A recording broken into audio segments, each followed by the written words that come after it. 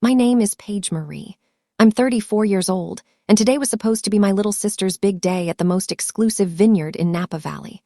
I turned my 12-year-old Honda Civic onto the private gravel drive, windows down, letting the warm September air hit my face one last time before I disappeared again.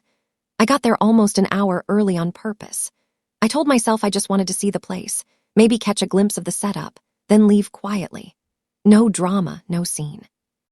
That was the plan. Then I saw it. A massive 6x4 FT banner hanging from the stone arch at the main entrance. My driver's license photo, blown up huge, crystal clear, impossible to miss. Underneath in thick red capital letters that looked like they were dripping blood, "Trash not allowed. Do not let this person in." My mother was standing right beside it, arms folded, chatting with the wedding planner like it was just another floral arrangement. My father was checking his watch, pretending he didn't notice the giant insult with his daughter's face on it.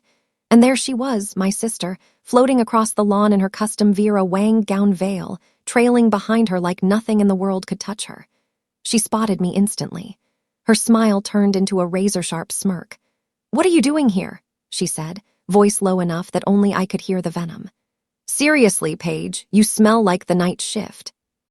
Don't let the Harper family see you in that $20 dress." My mother stepped forward, fast manicured nails digging into my forearm. "Honey, just go," she whispered, eyes darting around for cameras. "Don't ruin today for everyone." My father didn't even turn around. He just lifted one hand in a tiny, dismissive wave like I was a beggar he didn't want to encourage. I stood there for maybe 5 seconds. No tears, no screaming. Just the sound of my own heartbeat pounding in my ears. Then I pulled out my phone, snapped a quick photo of the banner, and texted it to Cheyenne with 2 words. "Do it." I walked back to my car, slid behind the wheel, and drove away while they still thought they'd won. 28 minutes. That's exactly how long it took for every single one of those $380 guests to find themselves locked outside the gates, watching $400,000 vanish into thin air. You ever had your own family hang a sign calling you trash on your sister's wedding day? Drop it in the comments because I need to know I'm not the only one. And hit that subscribe button right now because you're not going to believe what happened the second I pressed send on that message I'd been holding on to for months. 8 years ago, I was on top of the world. I had just turned 26, walked across the stage at Ho's School of Business with my MBA, and 3 days later, a headhunter from San Francisco called with an offer I couldn't refuse. Chief financial officer for a fast-growing California Mediterranean restaurant group that already had 22 locations across the Bay Area. Starting salary $260,000 a year, plus equity that could be worth millions if we went public. I signed the contract the same week. My parents couldn't stop bragging. Dad Kevin Ray Wilson, senior VP at a commercial real estate firm, told every single member at his country club that his eldest daughter was running the money for one of the hottest chains in Northern California. Mom Denise printed the press release from the company website and framed it for the living room. They threw a party at the house in Almaden Valley just to show me off. Bailey was 19 then, freshman year at community college, still figuring out what she wanted to major in. She posted photos of us constantly, me in my new blazer, her hugging me from behind with the caption, "My superwoman CFO sister." I bought her a 1-bedroom condo 10 minutes from campus so she wouldn't have to commute. I paid tuition in full every semester. When she wanted to spend spring break in Maui with friends, I covered the flights and the resort. Mom and Dad came too. First-class tickets, my treat. Hawaii every year became tradition. I met Tanner Brooks at a charity gala for children's hospitals. He was 30, senior software engineer at Google, quiet, tall, the kind of guy who actually listened when you talked. 14 months later, we were married on the 18th green at Pebble Beach. The wedding cost just under $200,000. My bonus paid for most of it. Bailey was my maid of honor. I gave her a pair of 2-carat diamond studs as a thank you gift. She wore them in every selfie for the next year. Even back then, the favoritism was there if you knew where to look. I was pulling 80-hour weeks flying to Los Angeles and Sacramento for investor meetings while Bailey partied and barely passed her classes. Dad would still slip her $500 for books every month. When she totaled her brand new Mustang, Mom told me, "Paige, you make the big money. Help your sister out." I wrote the check for the new car without complaining. That's what big sisters do, right? The marriage lasted 22 months. Tanner started staying late at the office, then weekends, then whole off-sites in Vegas. I found the messages on an old iPad. Him and his 25-year-old assistant planning dinner that lasted until 4:00 a.m. When I confronted him, he didn't even try to deny it. He wanted out, and he wanted to keep everything. California is a community property state. 50-50 split, clean and simple, unless one side has better lawyers and dirt. Tanner's firm hired the most aggressive divorce attorney in Silicon Valley. They dug through company expenses and twisted every business trip, every client dinner, every gift I'd ever expensed into unauthorized personal use of corporate funds. The board put me on unpaid leave pending investigation. Criminal charges were threatened. My own company, my equity, my reputation was on the line. I took the deal. They offered walk away with $12,000 cash. Sign away all claims to the condo in San Francisco, the 401k, the stock options, everything. If I fought, they'd drag it out for years and probably ruin me professionally. I signed the papers in a conference room downtown, walked out, and never looked back. I moved into a 400 FT studio in East San Jose, where the walls were so thin, I could hear the neighbors argue in Spanish every night. I applied everywhere, startups, banks, even retail chains. The second anyone saw the gap on my resume and Googled my name, the interviews stopped. I took the night shift supervisor job at Walmart because rent was due, and the background check didn't ask about embezzlement accusations that never actually happened. I called my parents the day I started training. Mom answered. I told her I needed a little help just until the first paycheck. There was a long pause. "Paige," she finally said, voice soft, like she was breaking bad news to a stranger. "You have to understand people talk. Kevin's up for partner this year. We can't have this situation tied to the family right now. Dad got on the extension. You made your choices, kiddo. Time to live with them." Bailey changed her Instagram bio the same week, removed every trace of me. The photos from Hawaii, the graduation hugs, the Pebble Beach wedding gone. Her grid was suddenly nothing but her Landon Harper, her new boyfriend, whose family owned half the grocery stores in Northern California and filtered sunsets. She blocked me everywhere else. I still sent her a text on her 21st birthday. No reply. 6 months later, she posted a throwback of us at Disneyland when she was 10. Captioned, "Miss my big sis." Sometimes the comments exploded with heart emojis. I stared at it until the screen went dark. That was the moment I realized I didn't just lose a marriage and a career. I lost my entire family, too. Then one Tuesday night, my phone lit up with Bailey's name for the first time in almost 2 years. I stared at the screen so long the call almost went to voicemail. When I finally answered, all I heard was crying, loud, messy sobs that sounded exactly like the ones she used to make when she was 16 and got grounded for sneaking out. "Paige," she hiccuped, "I need you. Please don't hang up." She told me Landon Harper, her boyfriend of 18 months, the only son of the family that owns Harper Markets, the biggest independent grocery chain north of Sacramento, had proposed 2 nights earlier on a private yacht in Sausalito. He got down on one knee with a 3-carat oval diamond that probably cost more than my annual salary now. She said yes immediately. They wanted the wedding at Silverado Crest, the most exclusive vineyard in Napa Valley. The one celebrities book 2 years out. The one that requires a $72,000 non-refundable deposit just to hold the date. Landon's parents agreed to cover half, but Bailey was short the rest. She had already signed the letter of intent. "I know I've been awful," she whispered between tears. "I know I disappeared, but you're the only person I trust with something this big. If I lose this date, I lose everything. Please, Paige, help me one last time. I swear I'll pay you back double after the wedding." She kept me on the phone for 3 straight hours. She talked about the custom gown she had picked out at a private atelier in Los Angeles, the string quartet flying in from Vienna, the floral installations that were going to cost $40,000 alone. She sent me screenshots of the venue rolling hills covered in perfect rows of Cabernet vines, stone barrel rooms, a ceremony lawn that looked like it belonged in a fairy tale. Every time I tried to speak, she cried harder.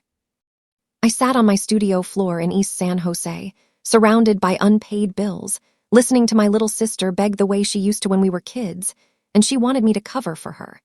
That same week, a thick envelope arrived from the estate attorney in Palo Alto. My grandmother, Nana Ruth, had passed quietly 6 months earlier. I hadn't even been told about the funeral. Inside the envelope was a letter in her handwriting and a trust distribution notice. She had set up an irrevocable trust years ago back when I was still the golden child. The document named me as the sole beneficiary of $180,000 to be released to me alone on my 30th birthday or upon her death, whichever came first. My parents and Bailey were specifically excluded. Nana's note was short. "You were the only one. Money never changed, Paige. Use this wisely." The money hit my account 4 days later. I thought about all the times I worked double shifts at the campus coffee shop to pay Bailey's sorority dues. The nights I drove 45 minutes each way to pick her up from frat parties when she drank too much. The emergency room visit sophomore year when she had alcohol poisoning and called me instead of Mom because she didn't want to get in trouble. I called the Vineyard the next morning. The event's manager quoted the full package. $78,000 total ceremony reception, catering, bar, lighting, the works.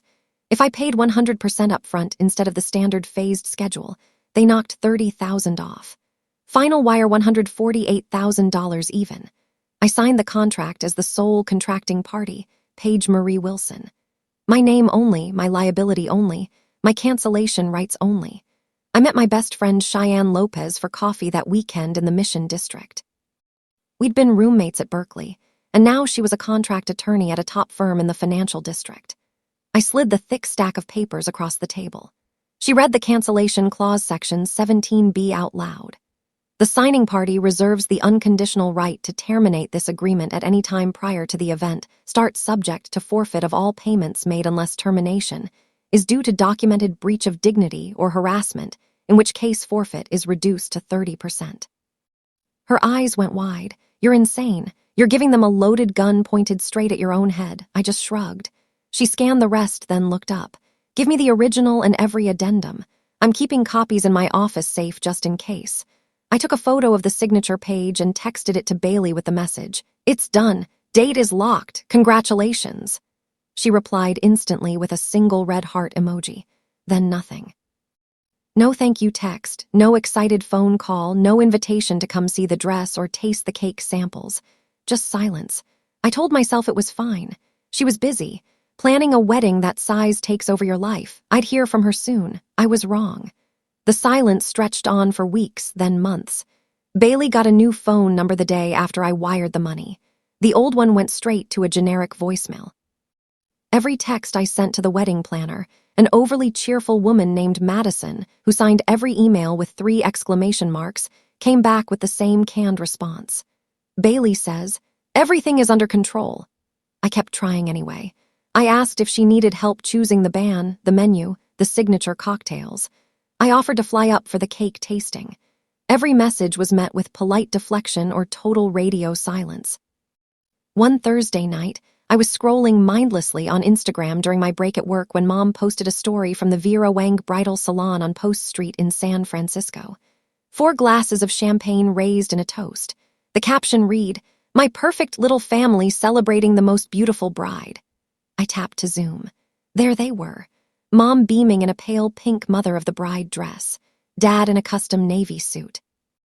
Bailey glowing in a lace sample gown that probably cost more than my car, and Landon standing behind her with his arms wrapped around her waist. 4 people, not 5. I stared at the screen until the story disappeared. I called Mom the next morning from the Walmart parking lot before my shift. She picked up on the 3rd ring. "Hey, sweetie," she said like everything was normal. I saw the story from Vera Wang. I started trying to keep my voice steady. It looked like fun. A long exhale. "Paige, the Harpers are very particular about optics. They've been doing background checks on the entire wedding party. Family included. Your current employment situation, the divorce, the whole settlement thing. It raises red flags. We just think it's better if you sit this one out for Bailey's sake." I remember gripping the steering wheel so hard my knuckles went white. "So I'm not invited," I said. "It wasn't a question. It's not that we don't love you," she rushed. "It's just complicated." I hung up before she finished the sentence. That night, Cheyenne showed up at my studio with 2 bottles of Silver Oak Cabernet from 2016, one of the last good vintages before the fires. We killed both of them on my tiny balcony while the freeway roared 30 ft below. She told me something I didn't know. A year earlier, Right after the divorce settlement hit public records, Mom had thrown a garden party for the country club ladies. Cheyenne had been invited because her firm sponsors the event. While refilling her glass in the kitchen, she overheard Mom laughing with her friends by the pool. "Thank God we still have Bailey," Mom had said loud enough for the caterers to hear. Paige turned out to be such a disappointment. Can you imagine explaining Walmart to the Harpers? Cheyenne had stood there holding the bottle, pretending she hadn't heard a thing. She pulled a flash drive out of her purse that night on my balcony. "Every page of the venue contract," she said. Original scans, addendums, wire confirmations, locked in my office safe and backed up to the cloud. "If you ever decide to pull the plug, you won't be doing it blind." I told her I wasn't there yet. That blood is blood. That maybe Bailey would come around once the stress died down. Cheyenne didn't argue. She just poured the last of the wine and changed the subject. The official invitation arrived 3 weeks later. Thick cream card stock, gold foil border calligraphy, so perfect it looked printed.